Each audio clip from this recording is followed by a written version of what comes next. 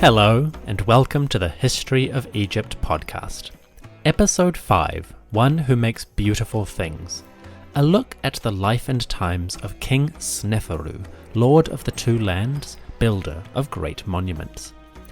Last time, we saw how King Netjeriket, also known as Djoser, and his architect Imhotep commissioned the world's first pyramid monument. The Step Pyramid of Saqqara, a marvel of engineering, now dominated the skyline of Egypt's capital city. Little did Djoser know that within just 50 years, his work would be surpassed. Twice.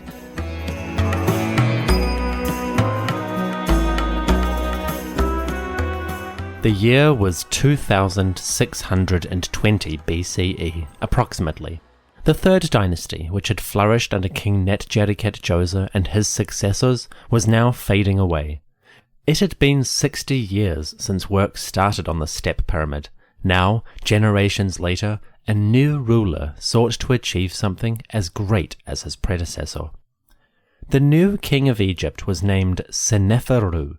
Sneferu, or Snéfrou, means one who makes beautiful things. How true that name was. King Sneferu would rule for about 45 years or so, and in his time, wonderful monuments would rise in the Nile Valley. Sneferu came to power at a time when the Egyptian state was rapidly developing, and the country was growing richer. Thanks to decades of political stability, along with some environmental blessings, the people of Egypt were prospering at this time. The population was growing, farms were expanding, and tax revenues were increasing. Put together, the new king and his government could look out on a wealthy kingdom and make plans for how to use it. Realistically, the king probably had one priority above all, starting work on his royal tomb. Tombs were expensive, they took years to build and countless hours of labor. If Sneferu wanted a splendid monument like his ancestors, he would need to start the project now. So, that's what he did. Soon after his ascent, Sneferu began work on his royal tomb.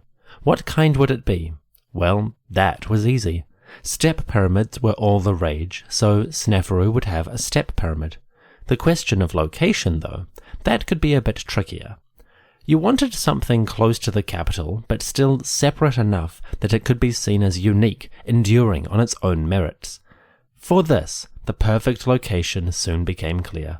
Sneferu would build his tomb at Meidoum. Meidoum is a region south of Cairo, near the massive oasis called Fayum, which is that green leaf shape that sticks out westward from the Nile Valley. The Fayum area was fertile and central, a perfect location for a king whose territory now extended for 1,000 miles in every direction. So, at Meidoum, the king chose a site for his grand step pyramid. This monument was an interesting one. The Pyramid of Meidoum is one of Egypt's first architectural wonders. Not because it's particularly huge, but because it reveals a lot about how pyramids were designed and planned during the early phases. If you look at the Step Pyramid of Djoser and the Great Pyramid of Khufu, you may ask yourself, how did they get from the first to the second? Well, Meidoum and others like it provide the clues for how Egyptians developed the true pyramid form. Let's just say it took a few tries. The Meidoum pyramid was laid out on an impressive scale, 144 meters long on each side, or 472 feet, and 92 meters tall, 301 feet. The Pyramid of Sneferu was 50% taller than the Step Pyramid of Djoser, built at a much steeper angle. Towering above the skyline, the pyramid would have been visible from the Nile and from many miles around. How did it all start? The work began at a quarry about 5 kilometers north of the building site. Here, a wide plateau of limestone provided a good base of operations. At this chalky, dusty space, the workers began their project. The ancients used strings, red ink, and wooden poles to plan their quarrying. They used the string dipped in the ink to mark out the grid, the lines that they would use to chisel the stone. I've excavated on Egyptian temples, and in some places you can still see the stains of that red ink, the lines which architects used for 2,000 years to plan the most impressive monuments. Those things are, to me, absolutely amazing. You can see where the ancient person placed their tool in order to do their work. It's so cool. When the grid was ready, the quarrymen started digging. Their tools were chisels made of a dense arsenical copper, which is stronger than regular copper and occurs naturally in the deserts east of the Nile. They also used heavy stone mallets or pounders to dig fissures in the stones and pry them forth. The blocks came out in large rectangles, rough and unfinished, and they could weigh several tons. To some, that might seem insurmountable. To the Egyptians, it was a simple task, if you knew how to work. When the block was chiseled out, the men lashed ropes around it and laboriously dragged it down to the edge of the Nile River. On the riverbank, great barges waited, wide and flat boats, ready to carry tons of stone up the river. The blocks were hauled up the gangplanks onto the deck, and then the oarsmen put their backs to the poles. The barges made their way up the Nile.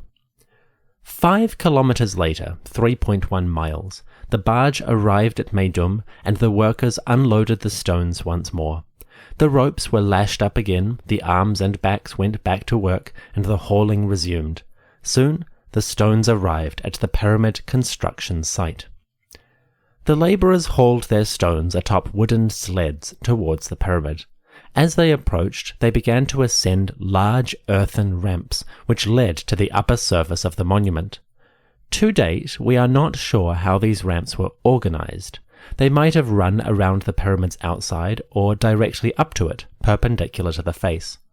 I'll come back to that question and the various theories another time. Long story short, Egyptologists are certain that the Egyptians used ramps in some configuration to drag the stones inch by inch up the side of the monument. As the workers hauled their stones, the 4 men and overseers kept a running tally of the blocks. They marked certain stones which would go to specific locations. How do we know that? Well, when archaeologists began to uncover the Meidoum pyramid, they found that some of the outer blocks were marked with these notes. With a brush dipped in ink, the ancient overseers had written on the blocks, making a note of when they arrived and who brought them to the pyramid. From these markings, which are largely forgotten today, Egyptologists can reconstruct some of the processes which took place on an ancient pyramid construction. One block, for example, mentions, quote, "year of the 13th occasion," end quote. That's approximately 26 years into Sneferu's reign. So we have a rough timeline for work on the pyramid and how it progressed over the years. Things at Meidoum went well for the first phases of construction. Layers of stone began to rise, and each step of the pyramid was completed to an exacting degree. 60 years after the step pyramid of Djoser, Egyptian foremen were pretty experienced in this whole process. Nowadays, work proceeded quickly and mostly painlessly. By 2605 BCE, Sneferu's 15th year on the throne, the pyramid at Meidoum was complete in its core layers. It wasn't fully finished, that would come later, but its essential structure was ready. What a sight! A towering step pyramid, the Meidoum monument was large and sturdy, a shining example of what could be accomplished with hard work. As far as we can tell, the ancient skills had improved greatly over the past generations. Now they could complete a larger step pyramid in even less time. For all intents and purposes, it seems like they had mastered the art. What does a craftsman do when they have achieved the rank of master? Do they stop developing? Usually not. Any master worth their salt takes the opportunity to continue perfecting and improving on what they do. The same thing happened with the ancient Egyptians. When the royal architects looked on the Meidoum pyramid and marvelled at the mostly finished product, they seem to have had some ideas. The step pyramid was marvellous, a great accomplishment. But what if they could do better? What if a step pyramid didn't need to be a step pyramid? What if they built something new? Somewhere around year 15, the royal architects went back to the drawing board and began to plan another royal tomb. With the summit of step pyramid construction achieved, it was time to innovate once more. It was time to update the pyramid to a new form. We'll explore that in part 2, but first, the king had other projects to look at. While his architects and labourers were constructing the Meidoum monument, Snéfrou himself had been taking a look around the kingdom. He was searching for opportunities, and it wasn't long before he found them. Around year 10, while the project at Meidoum was still underway, the king had led his army off to war. Surprisingly, in the first 500 years of Egyptian history, we don't know that much about their military activities. Usually, history is full of wars, dramatic conflicts which change societies and bring glory, quote-unquote, to their participants. Well, the early Egyptians leave only the barest traces of their aggressive military campaigns. Since the time of the First Dynasty back in 3000 BCE, Egyptians have been, presumably, fighting conflicts of some kind every now and again. They had uncontrollable neighbours in Sinai, Libya and Nubia, and they were always good targets for raiding, and always a threat. The distant lands of Canaan or Palestine were also targets for the more ambitious rulers, but between 3000 and 2600 BCE, there is surprisingly little evidence for Egyptian military activity. That changes with Sneferu, who gives us one of our first detailed records of ancient Egyptians at war. In year 10, approximately 2610 BCE, King Sneferu led his first campaign to a foreign land. He went south, travelling up the River Nile into the lands we now call Sudan. Back then, it may have been called Ta-Nehesiu, the land of the bowmen. Egyptologists often refer to this area as Nubia and the people as Nubians, but that implies that they were a single, united people, which really wasn't the case this early in history. As far as archaeology has revealed, the early Nubians were pastoralists, agricultural and nomadic groups who moved around the lands south of Egypt. Organized in small clans or tribes, the ancient Nubians exploited the Nile Valley, the desert hunting grounds, and the rich gold mines for sources of wealth. They were accomplished, but they didn't have a centralized kingdom just yet. This made them vulnerable, and to the Egyptians, the Nubians were easy prey. King Sneferu led an army of his warriors upriver, attacking the Nubian tribes and wreaking havoc among them. A small trace of this campaign survives in hieroglyphs, and Sneferu described it thus, quote, "Hacking up the Nubians, bringing back 7,000 captives, plus 200,000 cattle and herds of animals." End quote. 7,000 captives, 200,000 livestock. The plundering was huge, a massive assault on Nubian livelihoods and society. Granted, Sneferu is probably exaggerating the numbers a bit, but even so, this campaign must have been a serious blow to many communities. One of the primary resources of this region was cattle, movable wealth that could be used in a variety of ways. Taking 200,000 livestock, even half that number, would probably have left many families destitute. Then again, perhaps Sneferu took the families themselves, carrying huge sections of the population off into bondage.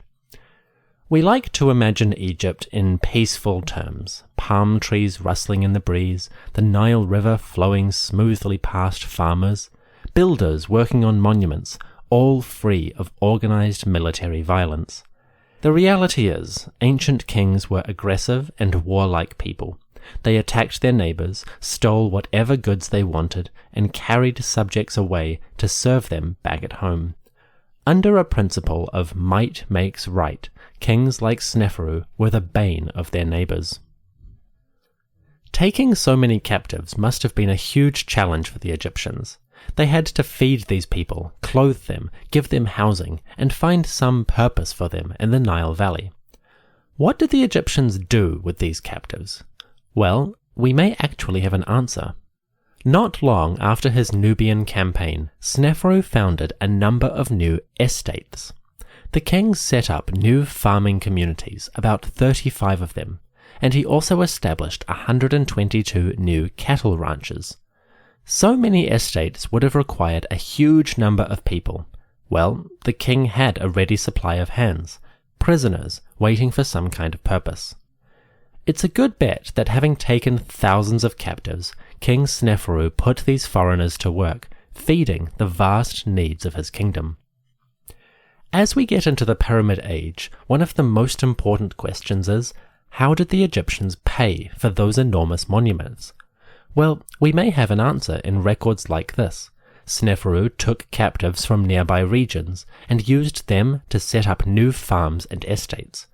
Over time, these farms would have grown, become more productive, and it wouldn't be long before the cattle ranches and agricultural plantations supplied huge quantities of food to the massive labor force which worked on the pyramid.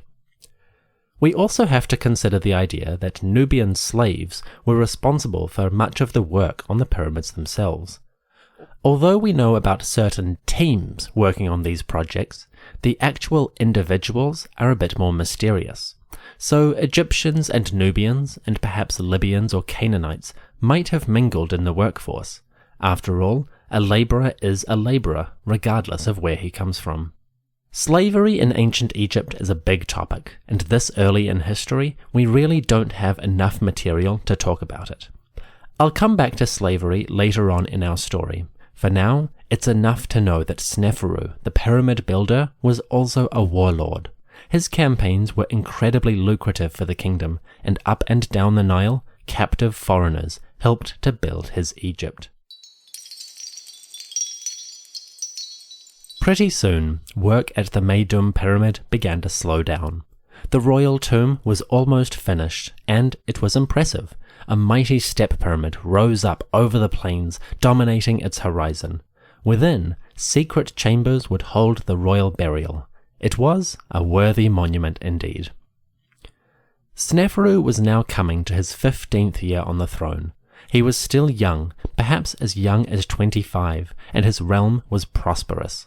What do young men with a lot of wealth do? Well, Sneferu did exactly what you might expect. He spent that wealth in a big way. Pretty soon, another pyramid was underway, and the world of architectural development would change forever.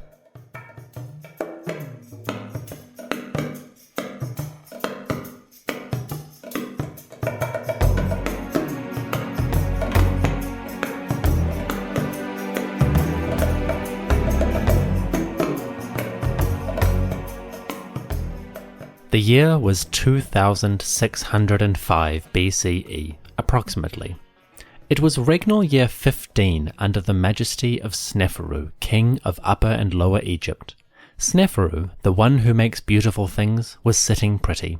His country was wealthy, his tomb was nearly complete, his people were numerous, and his territories secure. As a king, Sneferu's achievements were quite satisfactory. Had he died right then and there, he would have been remembered as a worthy member of the royal lineage. But very few monarchs are ever satisfied with worthy. As you can imagine, Sneferu, young, rich and powerful, wanted to go further.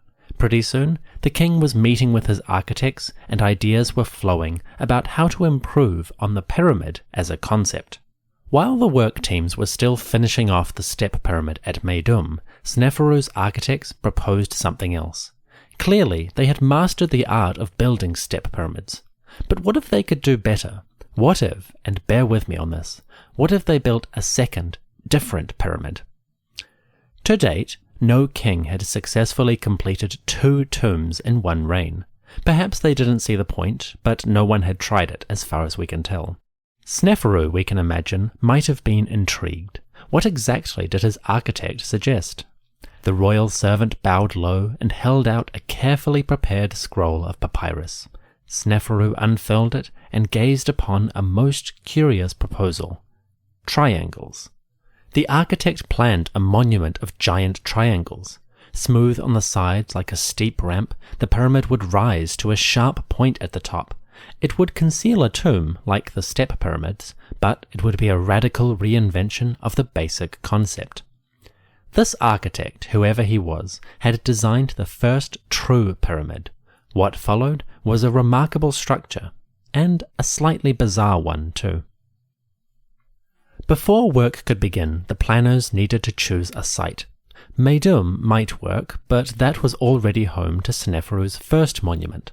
Saqqara was another option, but the step pyramid of Djoser dominated that region. They needed somewhere new, somewhere with a good source of stone, and no pre-existing monuments that might overshadow the new project. Looking around, they settled on a place that we call Dashur. Dashur is just south of Saqqara. You could walk there from the step pyramid if you wanted to, but it's far enough away that the pyramids stand on their own and don't have to compete for visibility. And I think Sneferu was really interested in being visible. The new pyramid would rise at an angle of 55 degrees, climbing steeply towards an apex in the center. When finished, the monument would be enormous, towering over the desert and Nile Valley like a mountain. On its sides, the smooth angles would slope downward like the rays of the sun. This pyramid was clearly something different in its design. The work teams and laborers gathered at Dashur, many of them veterans of the earlier monuments. They were experienced, capable, and gung-ho. With a new project and a whole new design, the men could anticipate a great deal of consistent, reliable work. Soon, the new monument was underway. Once again, the labor teams quarried limestone from a nearby source and hauled the rough stones over to the building site. If you look at satellite imagery today, you can actually see where the quarries were located and the long ramps that the Egyptians used to bring the stones up. The quarrymen would chisel rough blocks out of the ground, lever them onto sleds, and then haul them to the pyramids. There, masons polished the stones up a bit, made them smooth, and the workers dragged them into place on the growing base of the pyramid. Funnily enough, they didn't do a particularly careful job. There is a popular vision of the Egyptian pyramids as being meticulous, precise monuments. That's true in some cases, but a couple of them are downright sloppy. This pyramid is one of those. If you look closely at the inner layers, you'll see that many of the blocks have noticeable gaps between them. Instead of nestling each stone tightly packed against one another, the builders seem to have shoved them roughly into place and then filled the gaps in with a mix of debris and mortar. It is a remarkably slapdash approach, one that would cost them in the long run. Years went by, and the pyramid rose higher and higher. When it reached about halfway up, the architects discovered a problem. The monument was now incredibly large, and it was only going to get larger. But all of that stone was starting to weigh a lot, and the combined mass of the pyramid was pressing down into the ground that could not really support it. Soon, cracks were appearing in the masonry. The pyramid was not going to hold. I would love to have been a fly on the wall on the day that Sneferu or his architect came into the pyramid chambers and saw that cracks were developing. I can only assume that a lump of lead formed in their stomach and they beat a hasty retreat from the monument. Even today, going down into this pyramid is just a little bit nerve-wracking. All that stone overhead, and you know damn well the structure is slightly unstable. It's kind of a rush. The architects evacuated and the work halted while they decided what to do. They didn't want to abandon this monument, they had come too far. So how could they reduce the weight and alleviate some of the pressure? The solution was clever, that's for sure. The architects went back to the drawing board and reworked the angle of the pyramid. From its original 55 degrees, they lowered the slope to 43. It was gentler and would require less stone to reach the top. In theory, this should hold. With a solution in hand, the mathematicians returned to the site and work resumed on the pyramid. Over the next 3 or 4 years, this pyramid structure was finished off at a new, shallower angle. When completed, this gave the monument a strange profile. It bent halfway up like a broken mountain. When completed, the new pyramid stood 105 meters tall, 345 feet. It was the tallest pyramid yet built, but in many respects, it was a failure. The bent pyramid of Sneferu, located at Dashur, is a remarkable piece of ancient engineering. On the one hand, it is an intriguing site. It has a unique profile, and the story of its construction is one of the more fascinating in the record. Also, it is a rare phenomenon in science, a genuine missing link between an earlier tradition and what came after. Altogether, the bent pyramid is remarkable. It is actually my favourite out of all the Old Kingdom monuments. Although this pyramid was an unsatisfactory work, and Sneferu did not choose it for his tomb, it was still finished as much as possible. The pyramid had a burial chamber, a chapel on one side for worship, and a large wall surrounding the site. It also had another new feature, which hadn't been done before. On the southern side of the monument, a second, smaller pyramid was constructed as well. This satellite pyramid was tiny, just 26 meters tall, or 85 feet. It had a burial chamber that was too small for a human burial, so this might have been intended to hold a statue of the king, a way to protect his soul for eternity. The bent pyramid has one last feature that is remarkable and puzzling. It is unique for the fact that it has 2 burial chambers. Within the core masonry of the pyramid, 2 separate chambers were prepared for burials or goods of the king.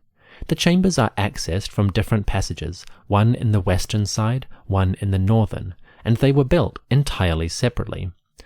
When the 2 were completed, the builders tunneled a passageway between them, connecting the 2 burial spaces to one another.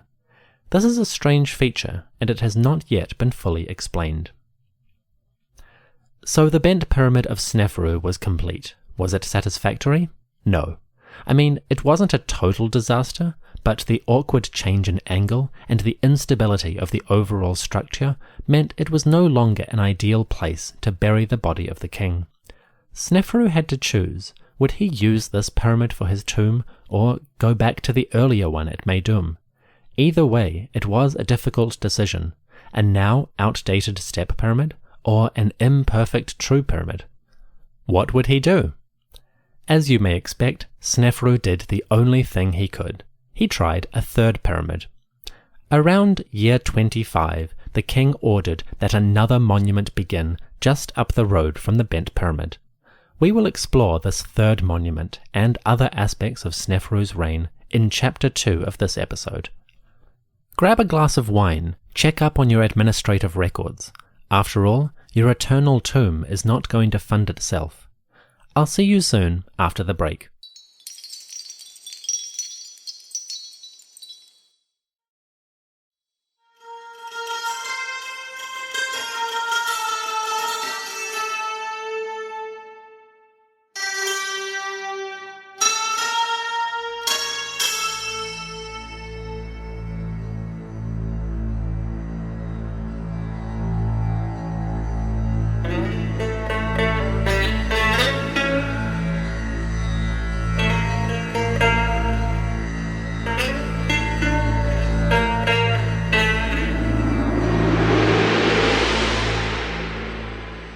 The year was 1595 BCE, regnal year 25 under the majesty of Sneferu, king of Upper and Lower Egypt. The ruler was now 35 to 40 years old approximately. His power was secure, his kingdom fabulously wealthy. His monuments were second to none. The king had already commissioned 2 major pyramids at Meidoum and Dashur. The first one, a step pyramid, was essentially complete. The second, unfortunately, had not gone according to plan. Now, 25 years into his reign, Sneferu needed to try again. Pretty soon, the king would begin a third pyramid. Before we explore yet another monument, I want to take a quick look at other parts of Sneferu's kingdom. Buildings are fascinating, but what about people? What else was happening in the realm of Egypt? To begin with, we do know a few things about Sneferu's family.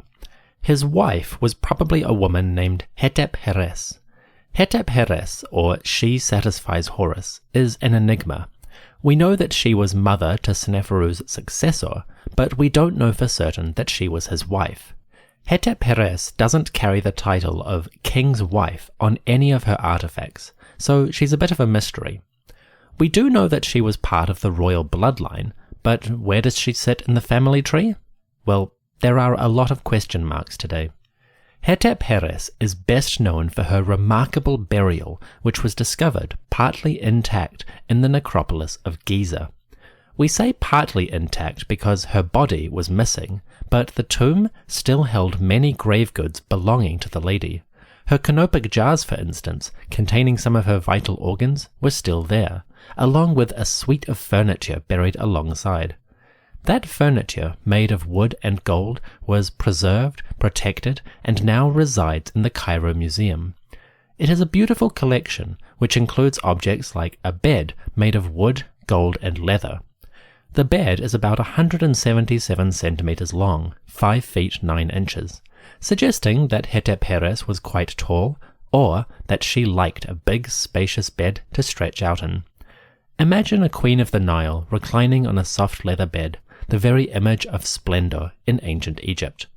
Hetep-Heres also left behind a simple but elegant chair, made of wood and gold.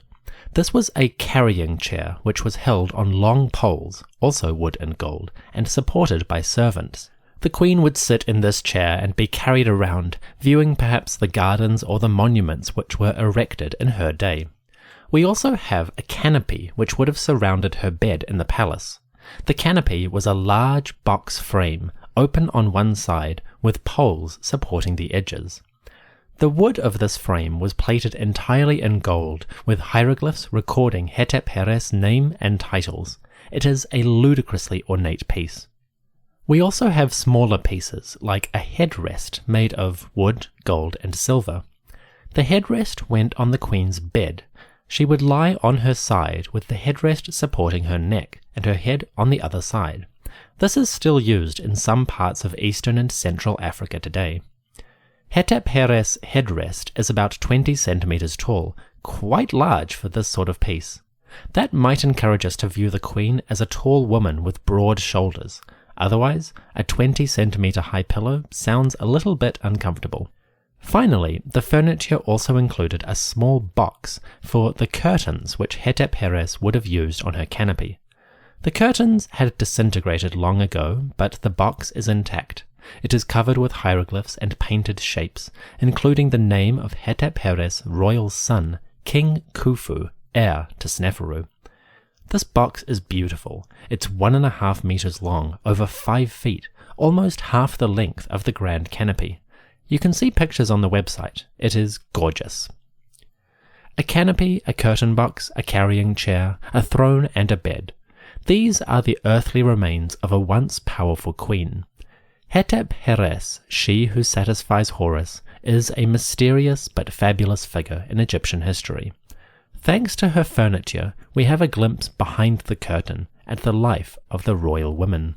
Sneferu also had 2 brothers who played an important role in his government.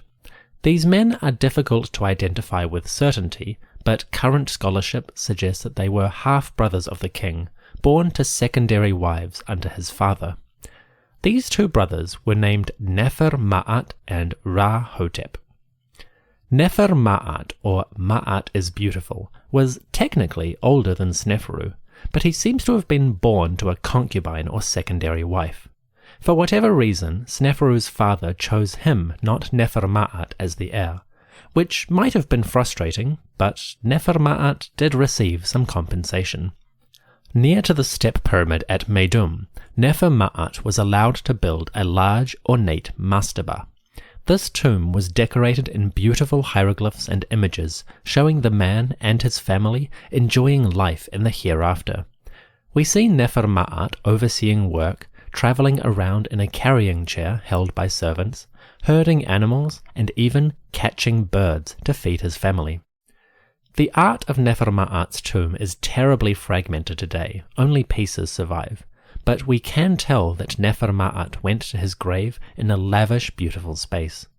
In fact, one scene does survive in good condition, and it shows some of the most beautiful paintings of the period. In a wall fresco, several geese are shown grazing in a clearing. They are painted with bright vivid colours and have detailed feathers and beautiful shapes. The geese's movements are lifelike and expressive, and you can really see that the artist was studying the birds in order to capture them. 2 of the geese peck at the ground, guarding 4 others who stand in the centre of the scene. Their colours are distinctive and their details gorgeous. To get the full experience, you'll find an image of them on the website. Link in the episode's description. Nefer-Ma'at served Sneferu as one of the top officials in the realm. He held the position of Chatti, often translated as vizier or prime minister. In this role he oversaw high-level disputes, managed royal estates, and ensured that the temples were supplied with resources. Naturally, Nefer-Ma'at's job involved a lot of work related to the construction of the pyramids.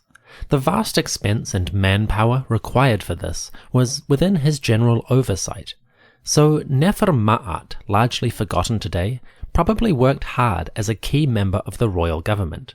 When he died, he was immortalized in a beautiful tomb. King Sneferu's other brother was named Ra-Hotep.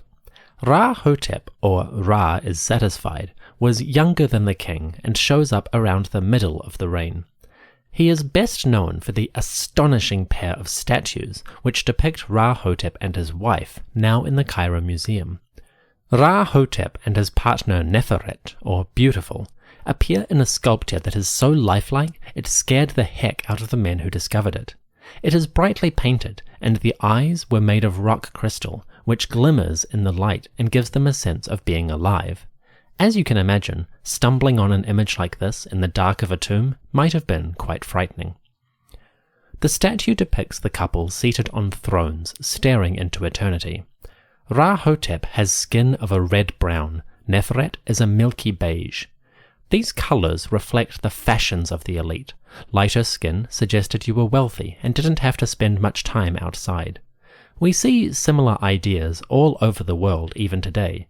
The lighter your skin, the more affluent your lifestyle. Same principle in antiquity. Probably not realistic to how they actually looked though. Ra-Hotep wears a trim pointy moustache. His hair is cropped short. Neferet, meanwhile, wears a heavy black wig and a long white robe which wraps around her body. Both of them, man and woman, have trim, healthy physiques, images of youth and strength for all eternity. On their eyes, both statues wear heavy black eyeliner, suitable for the bright summer sun of ancient Egypt. Finally, the statues bear hieroglyphs naming each individual and listing their titles. Neferet has just one title, Reku Nesut, aka One Who Knows the King. In other words, Neferet's sole claim to fame was her association with the royal household. It's a shame, but there it is. Ra-Hotep served Sneferu in many different roles. Among others, he was greatest of the seers of Heliopolis, meaning he was probably the chief astronomer of the Temple of Ra, and also its high priest. He was also the unique one, greatest of the festival, perhaps indicating that he led important ceremonies and celebrations. Ra-Hotep was also a military man, being the overseer of the expedition and leader of archers or bowmen. Ra-Hotep, perhaps, joined some of the expeditions into Nubia, which I described earlier. If so, then he was a man of many talents, astronomer, celebrant, and commander, all in one. If those roles have one thing in common, it's the idea of leadership. Ra-Hotep and his brother Nefer-Ma'at were typical of the nepotism which Egyptian rulers used at the time. It seems that the royal family, as much as possible, controlled and monopolized different government roles. The upper levels of the administration, like the Chatti vizier or the commanders of troops, were all held by brothers or sons of different kings. As far as we can tell, Old Kingdom Egypt had an incredibly centralized power structure. Government was controlled by one extended family, and none could threaten them. Outside the royal family, we also have evidence for what was happening in the rest of Egypt. Again, many of these records come from royal contexts, but they do reveal some of the things taking place elsewhere. While workers were finishing off the Meidoum pyramid, Sneferu summoned his brother Nefer-Ma'at and gave him an assignment. A few years previously, Sneferu's artisans had carved him a great ship, a vessel called Adoring the Two Lands. The ship was huge, 100 cubits long, or 52 meters, or 170 feet. It plied the waterways of the Nile and even sailed into the Mediterranean, bringing timber from distant lands. Well, Sneferu wanted more of these ships. In year 15 or so, King Sneferu commissioned another 3 massive seagoing vessels. Each would be 100 cubits long, 52 meters, and each would be made of expensive, high-quality wood. Again, one of the ships was called Adoring the Two Lands, so maybe the original had sunk? Who knows? Either way, the king was clearly thinking bigger.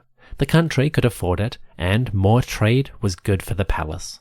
So Nefer-Ma'at was given the job, and work began on large new ships. The new vessels were intended for ocean trade. They would sail from the royal city, Memphis, and make their way through the waterways of the Nile Delta before emerging onto the coast. From there, they would sail along Sinai and up past Canaan, hugging the shoreline as they went. The journey was slow and dangerous, but well worth it. When they reached the city of Byblos in Lebanon, the king's agents could trade Egyptian goods for high-quality timber. Egypt is not rich in wood. The climate doesn't support forests, and most of the trees are palm trees, which aren't great for building large objects. To build enormous monuments, to travel and trade, the royal palace needed a constant supply of strong, workable wood. The forests of Lebanon became their source. For as long as Egypt had kings, they traded as much as possible with the people who lived in Lebanon. The city of Byblos, or Jebel, was the most important trading port in the whole Canaanite-Syrian region. With few competitors, Byblos acted as the hub for trade flowing from the Middle East to the Mediterranean, to Egypt and to Turkey. Byblos sat in a good spot, and in the countryside it was home to abundant forests of good quality wood. Because of this, Egyptian kings worked hard to keep Byblos on their side. When Sneferu ordered his 3 mighty ships, he may have been hoping to increase trade with Lebanon. We're not certain, but such massive ships seem extravagant if you're only using them on the Nile. Plus, one of the ships, Adoring the Two Lands, was specifically described as being made of cedar wood. Cedar is the primary timber in Byblos, so it's a good bet that the Egyptian ships were sailing all the way to Lebanon on a regular basis.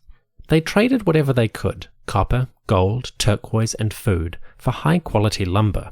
Once they brought it back, the king used that wood to build more ships, bigger and better. Then the whole cycle began again. Egyptian trade is one of my favorite things to learn about. Back in episode 1, The Two Lands, I mentioned how much our understanding of trade has grown in the past 30 years. Thanks to more archaeological research, we have a clearer and more detailed understanding of how the Egyptians and other ancient peoples were interacting with one another. Trade was far more common than we ever could have anticipated. I don't know about you, but I think that is awesome. Sneferu's woodcarvers set to work, his shipwrights plied their trade, and by the time his 20th year rolled around, citizens of the capital must have been very used to the sight of huge ships loaded with goods plying the waterways of the Nile. From far and wide, traders and navigators were coming to Egypt. It was an incredibly prosperous time. So we know about the ships, massive sailing boats of good quality timber, and we know about the wars, the campaigns into foreign lands which netted booty, captives, and livestock for the state. We know about the royal family, and also the pyramids, and the many aspects of their construction. But there are still some tiny stories that Sneferu's Egypt left behind. They're minor, but they're fascinating in their own little ways. For example, we know that Sneferu expanded his royal palace by building new gates. He called these gates the Red Crown and White Crown of Sneferu, related to the two lands of Egypt. The gateways included large doors made of cedar wood, probably the result of that trade with Lebanon. We also know that Sneferu commissioned a golden statue of himself, which he called, quote, fashioning a gold statue of the Horus Neb-Ma'at, inscribing the hieroglyphs on it, end quote. Neb-Ma'at is the Horus name of Sneferu, and it simply means Ma'at is Lord. Gold statues are rare in the Old Kingdom, mostly because they might have been stolen and melted down. A record like this gives us a window into the vast wealth which Sneferu was probably playing with. His kingdom was producing huge resources, and thanks to his violent wars, the king could use foreign gold to glorify his own name. We don't know if he was the first king to do this, but Sneferu's splendor has become famous. Statues like this are just the tip of a glittering golden iceberg. Finally, we now know that the Egyptians were keeping regular, detailed records of the Nile flood. The annual inundation, when the Nile rose and overflowed its banks, nourished the farmland and made Egypt fertile. The annual flood was the life of the state, and from an early period the Egyptians had been measuring it. Well, under Sneferu, we actually have some of those records surviving today. The Nile flood under Sneferu was usually quite regular, but it still fluctuated. Early in the reign, we have records of the inundation reaching, quote, 3 cubits 5 palms in height, end quote. A cubit is about 52 centimeters or 21 inches. A palm is about 7 centimeters. So a flood of 3 cubits 5 palms is about equal to 175 centimeters or 5 foot 8 above the regular level. That's a good height, taller than the average Egyptian. In those years, the Nile would have flooded the fields, depositing a rich layer of silt and mud for the next cycle of growth. Of course, there were some lean years. Around year 12, the flood reached a measly 2 cubits and 2 fingers. That's about 108 centimeters, 40% less than the other years. Not a good time, and it probably reduced the harvest for a while. Then there was a great year, a time when the Nile flood reached 5 cubits, 1 palm, and 1 finger. That's 260 centimeters, 8 feet and 6 inches. This was a massive flood that probably covered the entire farmland and perhaps even reached the desert. In that year, the fertilization was immense. These miscellaneous records might seem obscure or dull, but they're quite valuable. They give us glimpses at the economic wealth of the kingdom, how the Egyptians were using resources that they obtained in different contexts. Trading with Lebanon, use the wood for ships or palace doors. Raiding Nubians, take their gold and use it for statues. Planning for the harvest? Don't worry, the Nile flood was excellent this year. The granaries should be full. All these little hints help us piece together how the Egyptians were able to build the massive pyramids which dominate this time period. With so much wealth, including slaves, they could sustain extensive projects for years at a time. The more productive the farms, the more the population would grow. The more the population grew, the more workers were available. The more workers you had, the more stone you could quarry, and faster. Thus, from lines on a page to a structure in stone, a pyramid could rise in a very short time. This is what happened with the next phase of Sneferu's building.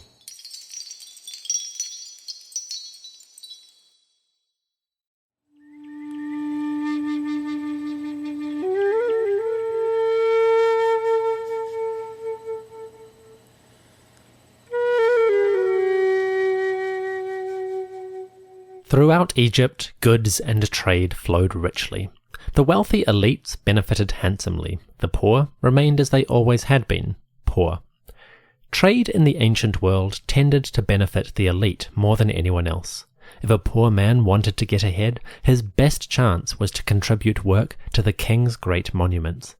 There, he could expect steady rations, occasional bonus payments, and a degree of spiritual reward that was beyond most people. It's time to return to the pyramid field. The royal architects, who had done a great job at Meidoum and a needs-improvement job at Dashur, were about to take another commission. Around 1595 BCE, year 25 under Sneferu, the king issued one more job.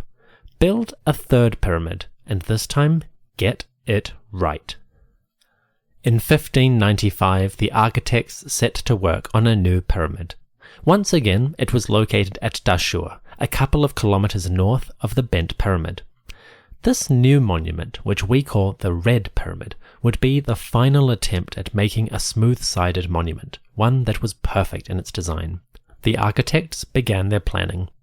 The third pyramid was going to be massive, 220 meters long on each side, compared to 188 meters for the bent pyramid. That's 722 feet long. They were clearly thinking bigger than ever before, and more perfect in every respect. The Red Pyramid rises to a height of 105 meters, or 345 feet. It's the same height as the bent pyramid, but because it's larger on the ground, the Red Pyramid has a more gentle slope on the sides. The architects learned their lesson from before and had reduced the angle from 55 degrees down to 43. This lower angle had worked on the upper section of the bent pyramid, and now it would serve the entire monument for Sneferu's third attempt. Did it work? Let's find out. Sneferu's labourers quarried limestone west of the pyramid and then hauled the blocks up the ramps to the site. There they began to drag them up other ramps to the slowly rising levels of the pyramid itself.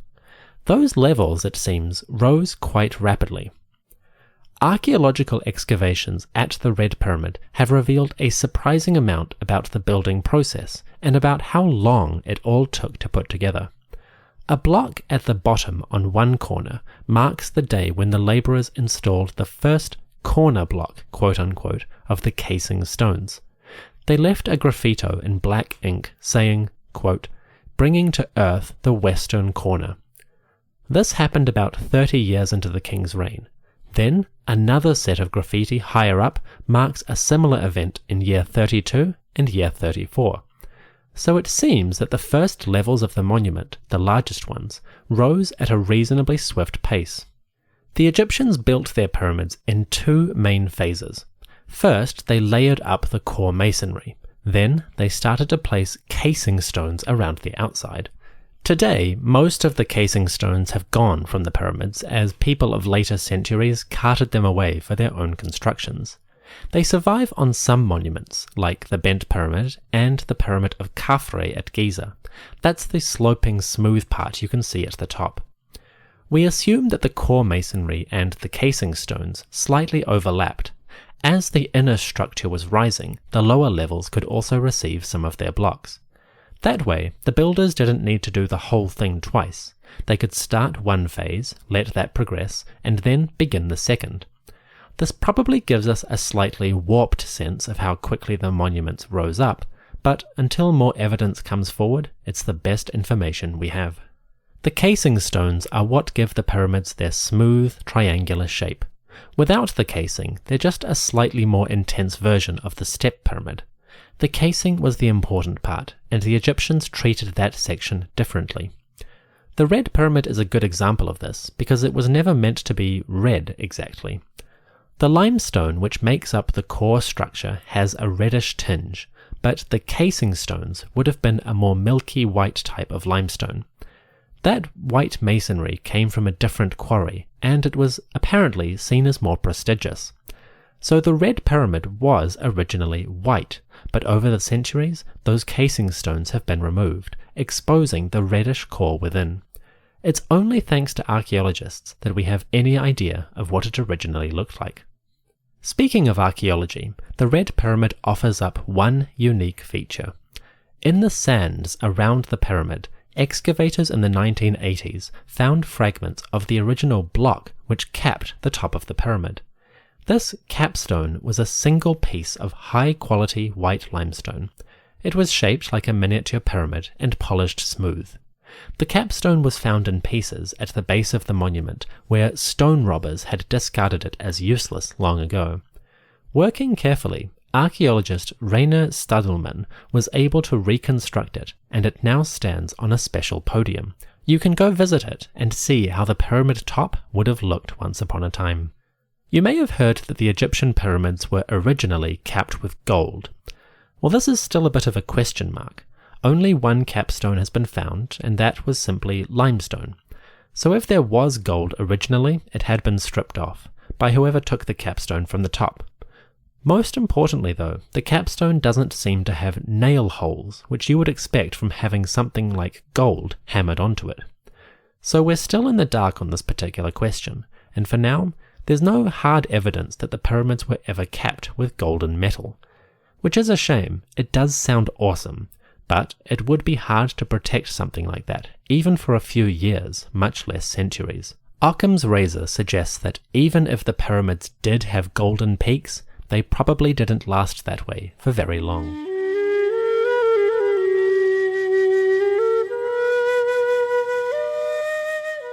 The Red Pyramid took approximately 12 to 15 years to complete, but complete it they did, and when it was done, the monument was a grand achievement in architecture.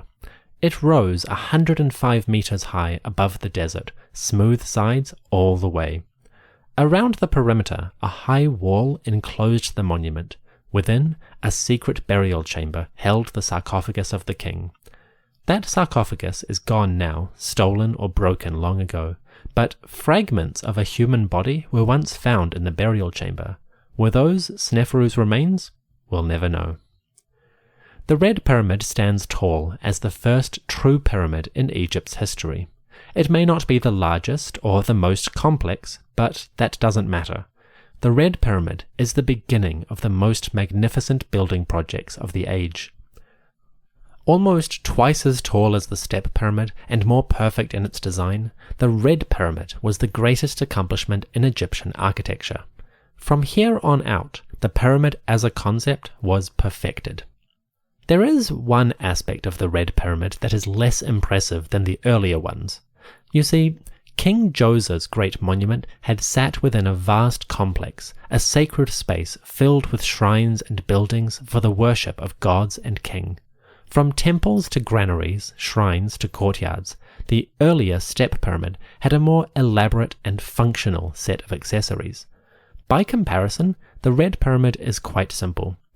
There's the pyramid itself, a wall around the perimeter, and a small temple on the eastern side of the monument. That's it. Although it is a perfect tomb, the Red Pyramid is far less complex than its earlier ancestor. Still, that's not a bad thing. Sometimes simplicity is best, and when you gaze on the Red Pyramid today, it's hard not to be awed by the beauty of this perfect structure.